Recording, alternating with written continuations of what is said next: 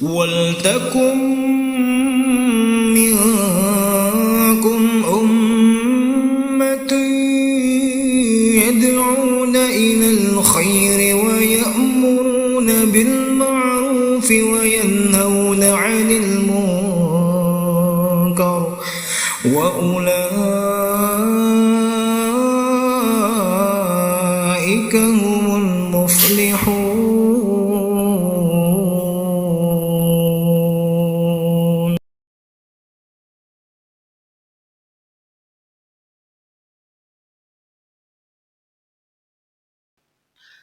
Alhamdulillahilladzi nahmaduhu wa nasta'inuhu wa nastaghfiruh wa na'udzu billahi min syururi anfusina wa min sayyiati a'malina may yahdihillahu fala mudhillalah wa may yudlilhu fala hadiyalah.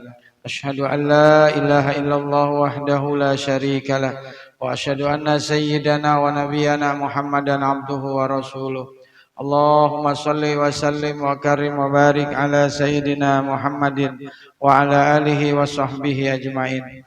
Amma ba'du fa inna asdaqal hadisi kitaballahi ta'ala wa khairal hadi hadiyu sayyidina Muhammadin sallallahu alaihi wasallam wa syarrul umuri muhdasatuha wa kullu muhdasatin bid'ah wa kullu bid'atin dhalalah wa kullu dhalalatin finnar. Bapak-bapak, ibu-ibu, para remaja, jamaah Mushola Nurul Huda yang kami muliakan, dan juga para pemirsa NH Channel di mana saja berada, mudah-mudahan selalu diberikan kesehatan oleh Allah, amin. Sebelum kita ngaji, ada pantun buat ibu-ibu dan bapak-bapak yang hari ini ngaji. Biji keranji dalam keranjang, dibawa rasanya berat.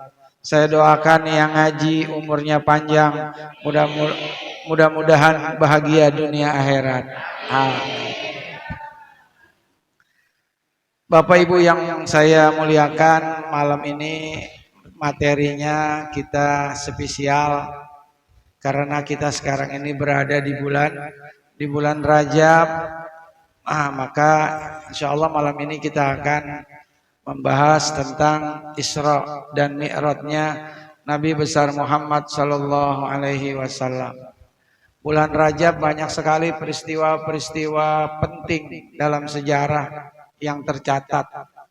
Di antaranya Nabi Muhammad dikandung oleh Bunda Aminah pada bulan Rajab. Penaklukan Baitul Maqdis oleh Sultan Salahuddin Al-Ayyubi itu terjadi pada bulan Rajab.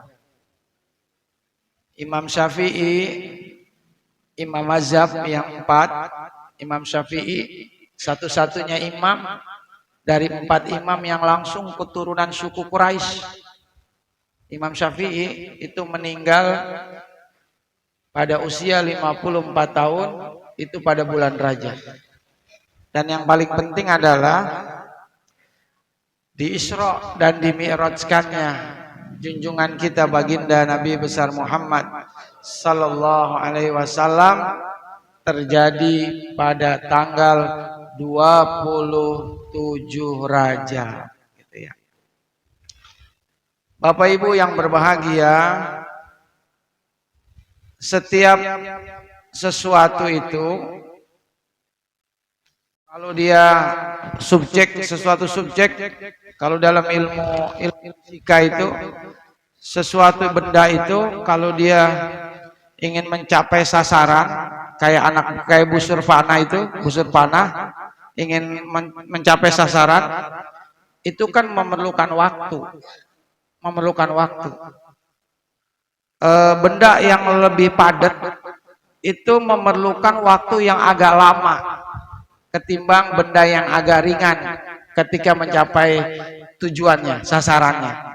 Makanya orang, mohon maaf ya, orang gemuk dia olahraga itu larinya kalah orang yang badannya kurus karena bebannya lebih banyak. Suara saya nih ini sangat cepat sekali. sampai ke telinga ibu-ibu. Betul Ibu ya? Ibu nggak dengar, bapak nggak dengar suara saya? Itu karena kecepatan suara yang luar biasa. Bahkan kabarnya ini jangan cerita sama siapa-siapa Pak Edi nih. Saya ceramah di sini nih. Ternyata ada orang ngomong sama saya, itu orang Kalideres nggak denger. Orang Tangerang pada nggak denger. Iya nggak denger. Kalau dia nggak denger pada budek, iya kan? Ibu ya, ya bener nggak kira-kira Bu saya ngomong ya? Ya Bang Ferry ya? Wah, belum nyampe kayaknya ilmunya ya. Belum nyampe. Bahaya. Iya baru. Iya. Jadi ini saya ceramah di sini orang Dongkelan pada nggak denger Pak. Orang JB pada nggak denger. Bab kalau dia nggak denger, dia pasti budak. Ya kan? Pasti. Ya. Jadi ngajinya jangan tegang dulu ya. Tenang aja ya. Nah, tapi secepat-cepatnya suara itu masih kalah dengan kecepatan cahaya. Cahaya itu menurut dihitung itu kecepatannya itu sampai 186.000 kilometer per detik. Makanya buruk, kendaraan buruk yang dipakai oleh Nabi ketika Isra dan Mi'raj itu kecepatannya melebihi kecepatan cahaya. Padahal tidak ada di dunia ini yang lebih cepat daripada cahaya. Tapi secepat-cepatnya cahaya, dia masih memerlukan waktu untuk mencapai ke sasaran. Bintang yang paling dekat dengan bumi itu namanya Alpha Centauri. Bukan Alpha Midi, Alpha Centauri. Kalau Alpha Midi 24 jam, ya, itu Maduranya swasta. Nah, itu Alpha Centauri, itu cahayanya tembus dia perjalanan ke bumi. Sampai ke bumi itu memerlukan waktu selama 4 tahun. Allah, coba bayangkan, berarti betapa luasnya angkasa raya ini, alam raya, masya Allah, Allah ciptakan. Ini yang disebut dengan teori Big Bang, ledakan-ledakan besar. Nah itu cahaya itu 4 tahun baru nyampe bumi. Tuh. Dia masih memerlukan waktu, tetapi Allah ketika melakukan sesuatu, Allah tidak membutuhkan waktu. Allah hanya mengatakan innama amruhu idza arada syai'an ayyaqula lahu kun fayakun. Allah nggak memerlukan waktu. Kata Allah kun, maka fayakun, jadi. Begitu juga makanya kenapa ayat tentang Isra dan Mi'raj itu dimulai dengan kata-kata subhanalladzi, maha suci Allah gitu. Kenapa menggunakan kata subhana? Karena tidak ada peristiwa yang lebih hebat daripada Isra dan Mi'raj. Isra dan Mi'raj itu merupakan sodoran terbesar kedua setelah Al-Quran. Jadi mujizat Nabi Muhammad setelah Al-Quran adalah Isra Mi'raj. Makanya menggunakan subhana. Nabi Adam Allah ciptakan tanpa ayah, tanpa emak, ya, tanpa bapak, tanpa ibu. Tapi di Quran tidak menggunakan kata subhana. Nabi Ibrahim dibakar Raja Namrud, diselamatkan oleh Allah Nabi Ibrahim, tapi tidak menggunakan kata subhana. Qulna ya naru kuni bardan wa salaman ala Ibrahim, ya kan? Tidak pakai begitu. Nah, tapi Nabi Muhammad ketika Isra Mi'raj menggunakan kata-kata subhana, maha suci Allah. Ini menandakan bahwa peristiwa Isra dan Mi'raj adalah peristiwa yang sangat-sangat menakjubkan, sangat-sangat mengherankan. Peristiwa yang sangat besar, yang perjalanannya sangat jauh, tetapi waktunya itu sangat singkat. Perjalanannya jauh sekali, tapi waktunya singkat. Habis Isya Nabi jalan, Isra dan Mi'raj, sebelum subuh Nabi udah ada di bumi lagi. Tapi perjalanannya luar biasa jauh. 3 alam tembus. Nabi itu Isra Mi'raj itu 3 alam tembus. Namanya alam nasut. Nah, alam nasut. Bahasa Indonesianya alam kemanusiaan. Itu siapapun bisa melakukan. Ketika Nabi Isra, perjalanan dari kota suci Mekah ke Masjidil Haram, itu Nabi melakukan disebut dengan alam nasut. Manusia juga bisa perjalanan itu dari Masjidil Haram ke Masjidil Aqsa. Kalau jalan kaki itu 2 bulan baru sampai. Kalau pakai mobil sekarang itu 1 hari 2 malam. Dari dari Mekah sampai ke Baitul Maqdis di Palestina. 1 hari 2 malam baru sampai. Dan itu semua manusia bisa, alam nasut. Alam yang manusia semua bisa selain Nabi. Kemudian Nabi melakukan perjalanan lagi Mi'raj. Nabi naik dari Masjidil Aqsa, Nabi di Mi'rajkan oleh Allah. Ke langit ke-7 sampai ke langit ke-7. Nah, dari alam dunia sampai ke langit ke-7 namanya alam malakut. Malakut itu malaikat. Nah, manusia nggak bisa ikut, nggak ada yang ikut alam malakut. Yang ikut cuma Jibril nemenin Nabi. Nah, langit pertama, kedua, ketiga, keempat, kelima, keenam, ketujuh. Bertemu dengan para nabi, semua Nabi Ibrahim, Nabi Musa, bertemu dengan kakek-kakeknya dari Nabi Muhammad. Nah, kemudian terus melanjutkan perjalanan lagi dari alam malakut ke alam namanya alam lahut. Alam lahut artinya alam ketuhanan. Malaikat nggak bisa, manusia nggak, apalagi manusia nggak bisa. Malaikat aja kebakar. Makanya Jibril kan nemenin Nabi nggak sampai ke alam lahut, nggak bisa. Cuma alam malakut ditemenin. Kesononya udah Nabi sendiri. Luar biasa panjangnya. Sampai ke Profil Ahdor, sampai ke alam yang disebut dengan Baitul Ma'mur. Nabi melihat para malaikat, ribuan jutaan malaikat sedang bertawaf di Baitul Ma'mur. Sampai ke Sidratul Muntaha. Sidroh artinya pohon, Muntaha artinya terakhir. Jadi pohon terakhir, udah nggak ada lagi. Sampai kemudian bertemu dengan Allah, kemudian melihat neraka, melihat sorga. Perjalanannya begitu panjang, tapi waktunya singkat. Makanya itulah kenapa Isra dan Mi'raj dimulai dengan kata-kata Subhanalladzi asra bi'abdihi laila. Subhana, maha suci Allah. Apa hikmahnya memakai kata subhana? Kata Nabi, hopifatani ala lisan wasakilatani fil mizan.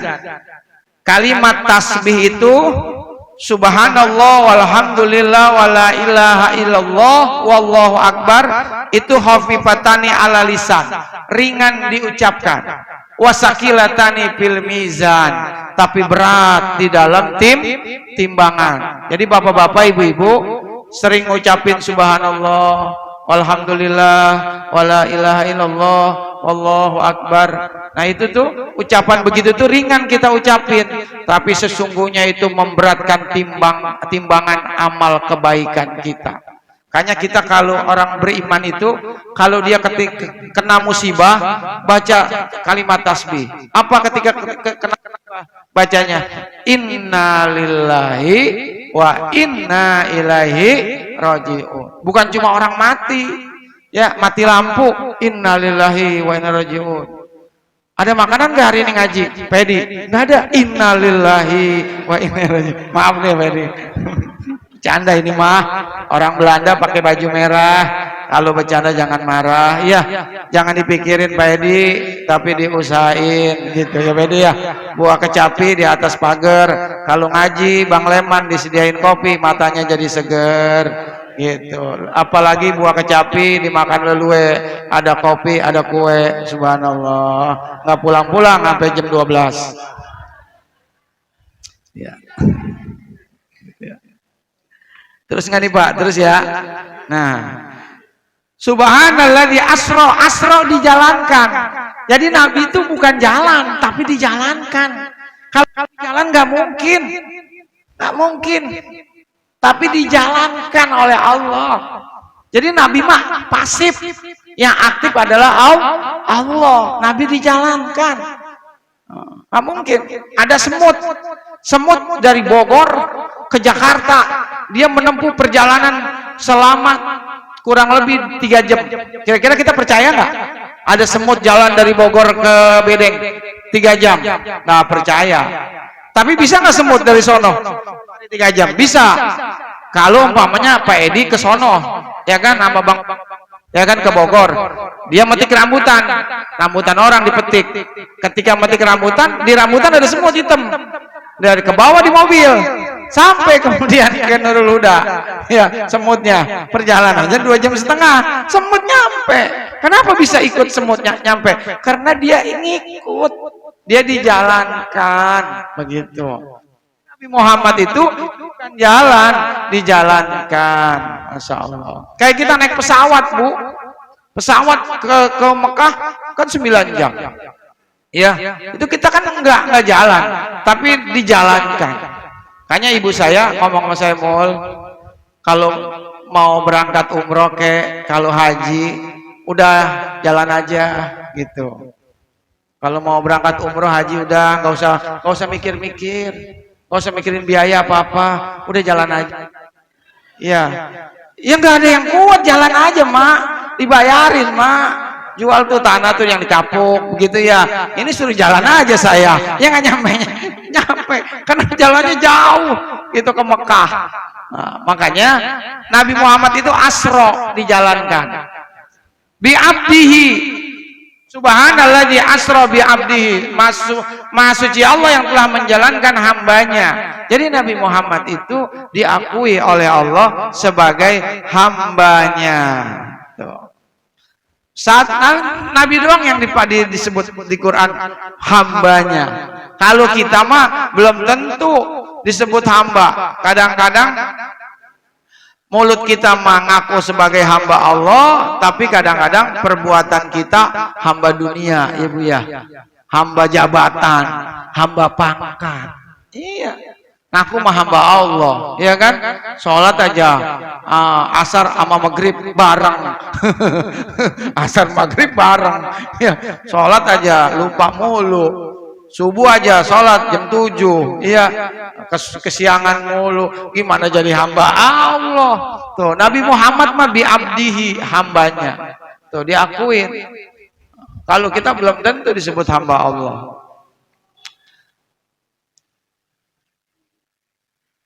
Makanya Nabi Muhammad itu, kata Syed Muhammad Al-Maliki, ada yang paling sempurna penghambaannya kepada Allah adalah Nabi Muhammad. Beliau udah dijamin, nggak ada nggak ada liburnya.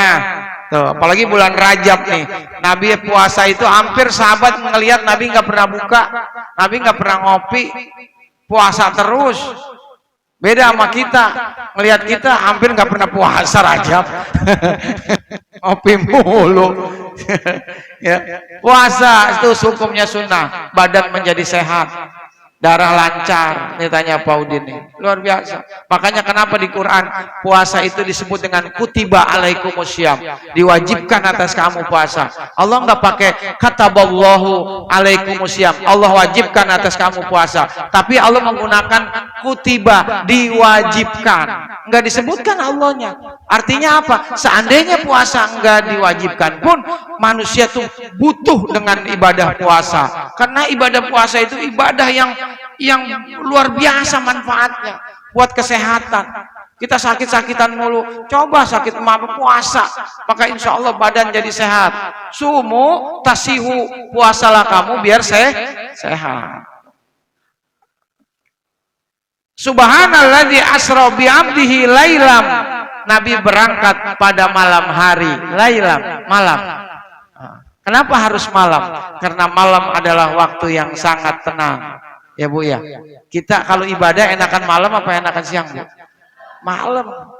Siang tuh buat usaha apa, malam udah ibadah. Makanya bapak-bapak kalau malam-malam masih pakai celana lepis, masih rambut kayaknya klimis banget, habis makan opak kali ya, gini-gini lagi gitu minyaknya. Iya, jalan-jalan ke JB mulu. Ya Allah, ngapain malam minggu malam-malam masih JB mulu, udah aki-aki umur 10, ya enggak, di belakang sisir ditongolin. Kayak orang zaman dulu, sisir ditongolin. Ya Allah, ngapain? Banget kong, apaan tuh? Dilihat bukan duit, selampe. Ya, buat apa? Kalau udah malam mah udah pakai kain. Pakai kain udah ibadah, ngapain lagi? Kita umur manusia nggak ada yang tahu. Itu tetangga saya lagi ngerokok, rokoknya jatuh, mati bu. Ya kan? Iya, rokoknya jatuh mati. Ya, tapi tenang, orang yang ngerokok biasanya nggak bakalan mati, sebab ada korek, ya kan? Dihidupin lagi, iya. Dan orang yang ngerokok itu nggak ada yang tumbuh uban, nggak ada orang yang ngerokok tumbuh uban. Sebelum tumbuh udah mati. Maaf nih yang ngerokok nih, jangan marah nih ya. Nah, lailam minal masjidil haram ilal masjidil aqsa, dari masjidil haram ke masjidil aqsa di Palestina. Tuh, Nabi perjalanannya. Ya. Untuk apa? Linuriyahu min ayatina, untuk kami tunjukkan tanda-tanda kebesaran kami. Jadi Nabi Muhammad itu kenapa melakukan Isra dan Mi'raj? Salah satu hikmahnya, Allah ingin menunjukkan kepada Nabi tentang tanda-tanda kebesaran. Linuriyahu min ayatina, kami tunjukkan sebagian kecil, karena huruf minnya itu namanya litaba'id, sebagian bukan lil bayan. Jadi peristiwa yang besar begitu saja seperti Isra dan Mi'raj itu hanya sebagian kecil dari tanda-tanda kebesaran Allah. Nabi ditunjukkan nama Allah, pengalaman, kejadian-kejadian yang Nabi lihat selama perjalanan Isra dan Mi'raj. Untuk apa? Untuk menjadi pelajaran buat kehidupan kedepannya. Tuh. Linuriyahu min ayatina, kami tunjukkan kepada Nabi Muhammad gitu, tanda-tanda kebesaran kami. Nabi ngelihat ada orang yang lagi mencakar-cakar mukanya, hancur mukanya. Ada lagi hancur mukanya. Siapa mereka? Orang-orang yang di dunianya dulu sering memburuk-burukan saudaranya, Bu. Sering ngejelek-jelekan tetangganya, sering ngejelek-jelekin saudara teman-temannya. Itu nanti gambarannya begitu tuh nanti di akhirat. Dia nyakarin mukanya. Makanya kita nggak boleh ngeburuk-burukin orang lain. Ya kan, semuanya adalah ciptaan Allah. Walaupun dia salah, dia dosa, itu urusan dia sama Allah. Kita nggak boleh menilai dia. Ya, kalau dia baik, alhamdulillah. Soal niatnya baik apa enggak, bukan kewajiban kita memonten perbuatan orang. Ya kan, hati orang nggak ada yang tahu, biarin aja. Kita doain aja. Mudah-mudahan saudara-saudara kita pada diberikan petunjuk dan hidayah. Begitu. Tuh baru hidup bahagia. Jangan kalau ngelihat orang kayaknya bawaannya kesel aja. Dia mau orangnya begitu. Emang dia udah haji tuh? Belum haji aja dipanggil haji. Ya dipanggil aja. Mudah-mudahan aja dia berangkat haji. Ya kan? Ji, mau kemana? Begitu. Mudah-mudahan aja dia berangkat haji. Kan gara-gara doa kita, kali aja kita juga berangkat juga. Ketika kita ngedoain saudara kita, sebenarnya kita lagi ngedoain diri kita. Ketika kita iri dengki sama orang lain, saudara kita nggak senang orang dapat nikmat, sebenarnya kita sedang menutup nikmat Allah buat kita. Tuh, doain Pak Edi biar lasnya laku gitu kan ya, biar lancar, biar orang pada bikin pagar gitu ya. Doain biar rezekinya ada. Tuh kan enak ntar kita main ke tempat Pak Edi. Pak Ustadz mau gorengan, disediain gorengan. Nah, dia dapat objekan, berkah. Iya kan, doain. Jadi ustadz, doain murid. Jadi jamaah doain guru. Kan begitu, saling doain. Akan timbal balik sendiri. Masya Allah. Tuh. Terus Nabi juga ngelihat ada orang yang lidahnya dipotong-potong. potong, ntar nyambung lagi, dipotong lagi, ntar nyambung lagi, dipotong lagi. Nabi nanya sama Jibril, ya Jibril, itu siapa itu?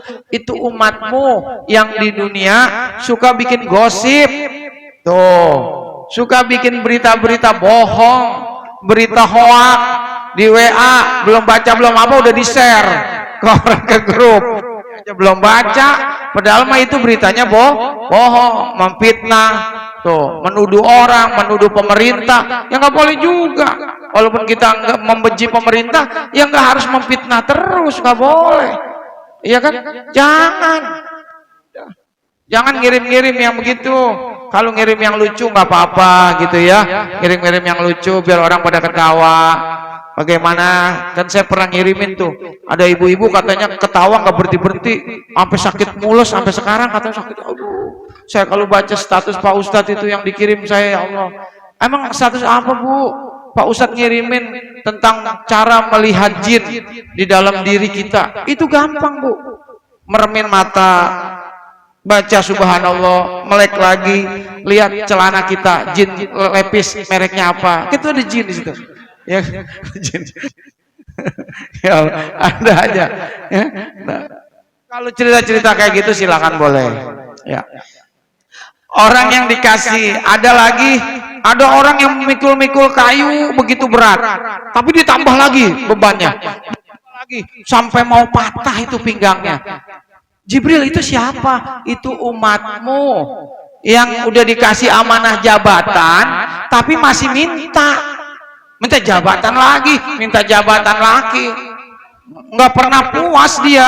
Nah itu orang-orang yang suka minta jabatan. Tuh, hati-hati tuh orang yang suka minta, biasanya punya ambisi, punya kepentingan pribadi. Carilah pemimpin yang nggak minta, kata Nabi. Tuh. Ya. Nah, Bapak-bapak sekalian, itu terus yang paling penting, hikmah dari Isra dan Mi'raj itu adalah Nabi menerima perintah sholat. Ini luar biasanya sholat. Sholat itu istimewanya luar biasa. Tidak cukup hanya diturunkan ayat, tapi Nabi dipanggil langsung oleh Allah. Kalau perintah-perintah puasa, zakat apa, itu Allah turunkan ke dunia sama Nabi. Tapi sholat enggak, Nabi dipanggil oleh Allah. Tuh, ini menandakan betapa pentingnya ibadah sholat. Bahkan awwalu ma yuhasabu yaumal qiyamati as-sholat. Kata Nabi, nanti yang paling pertama dihisab ketika manusia itu meninggal, kita ini meninggal nih, ntar yang paling pertama kali ditanya adalah sholat kamu. Tuh, kalau sholatnya benar, maka seluruh ibadahnya dianggap benar. Tapi kalau sholatnya nggak benar, maka seluruh amal ibadahnya nggak dianggap benar. Tuh, jadi yang menentukan adalah ibadah sholat. As-sholatu imaduddin. Sholat itu tiang agama. Kalau kita nggak sholat, sama aja kita ngancurin agama. Buat apa jadi orang Islam kalau nggak sholat? Sama aja dong dengan orang kafir. Buat apa orang Islam kalau nggak sholat? Sama dong dia dengan binatang. Binatang nggak sholat. Tuh, makanya ibu-ibu sholat, suaminya nggak sholat. Lah berarti kan suaminya sama nggak sama binatang? Ya, berarti ibu kalau tidur malam sama siapa? Ini bercanda ya Bu ya. Bercanda ya Bu. Orang Belanda pakai baju merah. Ya, kalau bercanda tolong bilangin suaminya jangan marah gitu ya. Sholat. Nah, bahkan hadis lagi kamasali ro'si fil jasad. Sholat itu seperti kepala dengan badan. Nggak bisa dipisahin. Orang kalau punya badan, nggak punya pala, nggak bakalan hidup. Tapi orang kalau kakinya nggak ada, masih bisa hidup. Tapi kalau kepala yang nggak ada, udah. Kayaknya orang kalau udah geger otak, ya itu berat. Orang kalau udah pecah pembuluh darah, itu udah luar parah itu pesakitnya. Karena yang menentukan adalah kepala. Makanya orang sholat itu seperti kepala pada badan. Bahkan kalau kita ninggalin sholat, maka kata Nabi, man taraka sholat faqad kafaro. Siapa yang ninggalin sholat, kata Imam Ahmad, kafir. Kafaro itu diartikan kafir. Kalau Imam Syafi'i artinya fasik. Artinya dia orang Islam tapi orang yang berbuat dosa besar. Ninggalin sholat itu dosa besar, Bu. Hati-hati, jangan sampai. Nanti di akhirat kata Nabi, dosa kecil aja seperti bohong, disiksanya disuruh nginjek batu pentol korek dari neraka, ubun kita melepuh, keluar asap saking panasnya, apalagi ninggalin sholat. Ya, makanya peristiwa Isra dan Mi'raj itu menjadi pelajaran buat kita, untuk kita semua selalu memelihara istiqomah dalam memelihara sholat, istiqomah dalam mendirikan sholat, istiqomah dalam menjaga waktu sholat. Kalau udah waktunya, udah siap-siap, jangan kerja mulu, ngobrol mulu, sholat udah langsung ke musola, langsung ke masjid tuh. Maka orang yang kalau dia azan dia udah cepet-cepet, maka mudah-mudahan nanti juga rezekinya sama Allah dicepet-cepetin. Tapi kalau kita ngelambatin panggilan Allah, maka rezeki kita juga jadi lambat gitu. Dahulukan panggilan Allah, nanti Allah akan mendahulukan rezekinya, nikmatnya buat kita. Makanya kalau orang sholatnya rapi, maka dunianya alhamdulillah rapi. Bahkan katanya yang namanya kiai, ulama yang selalu menjaga sholat, itu hidupnya nggak ada yang susah, Bu. Padahal kiai ulama itu banyakan PNS, pagi nunggu sore, nggak kemana-mana kan, Pak Udin ya, PNS kan, pagi nunggu sore nggak kemana-mana, tapi kok hidupnya enak ya, Masya Allah. Saya kadang-kadang tuh kalau di YouTube saya suka nonton tuh, kayak ulama-ulama dari Lirboyo, dari Pelosok, Sidogiri, ya keluarga-keluarganya saya lihat, Masya Allah. Kayak Nyai apa? Nyai Hana, yang dari Lirboyo ada tuh, yang suaranya bagus banget tuh, Ibu Nyai Hana, Masya Allah. Turun dari mobil, saya lihat mobilnya Alphard, Masya Allah. Pak Edi ambulan, ya kan? Iya, keluar sama Bang Mawi sama Bang Darman dari ambulan. Kapan naik Alphard ya Pak Edi ya? Tapi kan pahalanya, iya Pak Edi mah luar biasa. Tapi mah pahalanya nggak bisa dihitung, gitu ya. Pokoknya kalau Pak Edi jalan ke Bedeng, pasti orang nanya, yang mati siapa Pak Edi? Gitu. Luar biasa. Tapi berkah luar biasa ya. Tuh, lihat ada itu kiai-kiai nggak ada tuh ya. Sekolah aja tinggi-tinggi nggak ada. Mondok aja, pesantren aja, Masya Allah mobilnya. Ya Allah, keluarganya, rumahnya mewah. Itu karena kenapa? Karena ada dijamin sama Allah. Karena dia selalu mendapatkan orangnya ikhlas, hidupnya berkah. Tuh. Orang ikhlas hidup berkah. Tuh. Makanya Bapak-bapak sekalian, sholat kita sama-sama dengan semangat Isra dan Mi'raj, kita pelihara sholat kita. Udah, jangan ngerjain yang lain dulu dah. Udah sholat dulu. Ntar kalau udah sholat, Bu, mau masak silakan dah, Bu. Mau nyuci silakan. Sholat dulu dah. Syukur-syukur sholatnya bisa berjamaah. Pahalanya bisa 27 kali lipat kalau berjamaah. Sebab kata dalam buku saya baca tuh, dalam Pusaran Ka'bah judulnya, lupa nama pengarangnya, itu kalau dia orang sholat itu dia memancarkan cahaya, energi positif. Jadi kalau kita sholat rame-rame, energi positifnya banyak, lalu itu nanti ngerembes kepada para jamaah. Apa tuh energi positif orang yang sholat berjamaah? Perasaannya beda. Kalau habis jamaah perasaannya bahagia, nah itu berarti energi positif. Tenang, semangat, enggak galau, nah itu energi positif tuh. Makanya kenapa kalau sholat taraweh di rumah sendiri 20, buset, susahnya luar biasa Bu ya, lama, ya kan? Tapi kalau sholat taraweh di musola, di masjid rame-rame 23 juga enggak ada terasa berat. Kenapa? Karena rame. Nah ini yang hadir nih, ntar nih kumpul nih tengah-tengah nih, namanya medan elektromagnetik, lalu nanti akan memancar ke semua jamaah, kebagian semuanya, termasuk Bang Hasan yang di luar, kebagian juga. Bapak dia udah ngasih tes robot, jadi dia juga kebagian gitu nih, tes robot ya kan, buat Pak Edi doang, saya kagak ya, parah ya. Kalau ustadznya nggak dikasih, Pedi doang tes robot. Saya air dukun dikasihnya, put. Subhanallah. Ini kalau kita ke rumah dukun dikasihnya, kita minum. Gitu. Bawa ke WC ya. Gitu. Ya Allah, bercanda ya Bang Hasan ya. Nah, jangan dipikirin, yang kotak aja ya. Sholat Bu, makanya sholat itu inna sholata tanha anil fahsai wal munkar, mencegah perbuatan keji dan munkar. Itu udah pasti.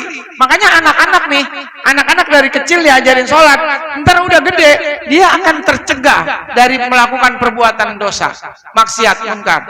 Pernah ada kejadian, kalau nggak salah